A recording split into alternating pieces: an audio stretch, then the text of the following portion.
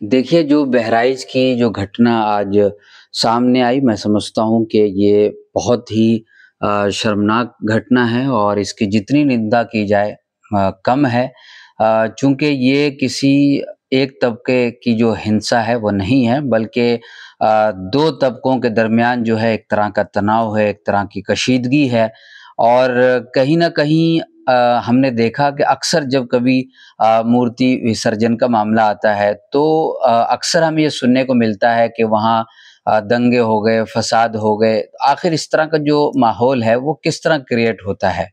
एक ज़रा-सी बात थी कि लोग जो है किसी के घर के आगे से गुज़रते हैं और डीजे पर जो है अलग तरह के गाने बजते हैं या कोई और चीज़ बजती है और सामने वाला अगर ये कह रहा है कि ये चीज़ नहीं बजनी चाहिए, तो कहीं न कहीं आपसी तालमेल के ज़रिए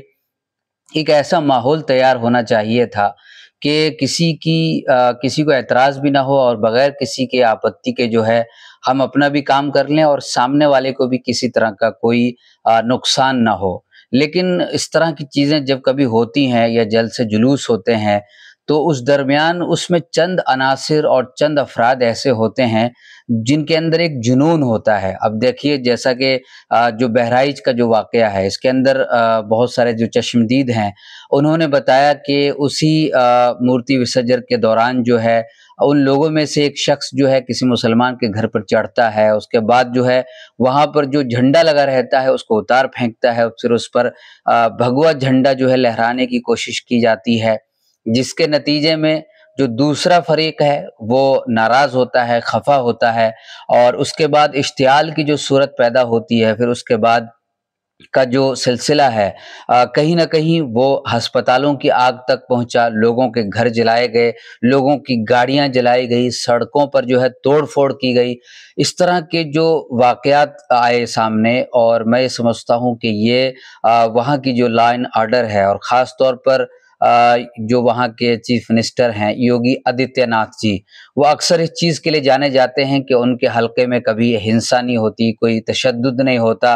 वो तमाम लोगों को जो है साथ लेकर चलते हैं और वहाँ पर लॉ एंड ऑर्डर जो है बहुत मज़बूत है। तो कहीं न कहीं इस वाक़ये के अंदर हमने देखा कि लॉ एंड ऑर्डर जो है वो मेंटेन होता नज़र नहीं आया और दूसरी चीज़ जो है, जो इस तरह का जो एक माहौल क्रिएट हुआ, तो मैं समझता हूँ कि ये हम सब के लिए जो है बहुत ही चिंताजनक पहलू है, तशवीशनाक पहलू है। हमें इस पर जो है बहुत जल्द गौर करने की ज़रूरत है। ताकि राज्य के अंदर, देश के अंदर जो है इस तरह के जो वाक़यात हैं हिंसात्मक वाक़यात हैं, चाहे वो हिंदुओं और मुसलमानों के बीच में हो, चाहे मुसलमानों और हिंदुओं के बीच में हो, मैं ये समझता हूँ कि इस तरह जो कुछ हो रहा है, ये नहीं होना चाहिए और मैं आखिर में आपके चैनल के माध्यम से दोनों समुदाय के लोगों को, चाहे वो हमारे हिंदू भाई हों या मुसलमान हों, मैं उन लोगों के जो मुअज़्ज़ज़ अफ़राद हैं, जो माननीय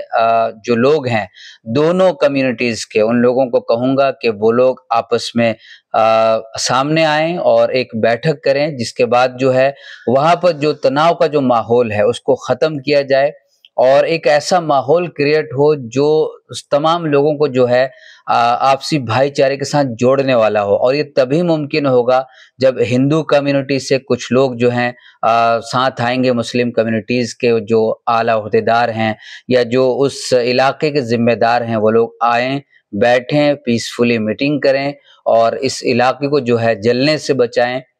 वहाँ पर अमन और शांति की जो फ़िज़ा है, वो कायम करें क्योंकि हम लोगों की हमेशा ये कोशिश होनी चाहिए, राज्य के लोगों की, देश के लोगों की, कि कहीं भी अगर इस तरह के हिंसात्मक वाक़यात होते हैं, इस तरह की जो घटनाएँ होती हैं, तो उसमें दोनों समुदायों का बहुत नुकसान है और सबसे बड़ा नुकसान ये है कि जो हमारी आपसी जो तहज़ीब है और जो हमारा एक भाईचारा है, उसे बहुत चोट पहुँचता है, जिसके लिए हम लोग रात-दिन मेहनत करते हैं कि हम कहीं न कहीं आपसी तालमेल और हम-आहंगी के साथ जो है आगे बढ़ें। लेकिन अगर इस तरह के हालात सामने आए, जिसके अंदर लोगों के घर जला दिए जाएँ, अस्पतालों को आग लगा दिए जाएँ, लॉ एंड ऑर्डर को जो है मेंटेन ना किया जाए, तो मैं ये समझता हूँ कि ये हम सब के लिए जो है चिंता का विषय है। मैं उम्मीद करता हूँ वहाँ के राज्य सरकार से और दोनों कम्युनिटीज़ के ज़िम्मेदारों से कि आप सब जो है हालात को काबू करने की, हालात को कंट्रोल करने की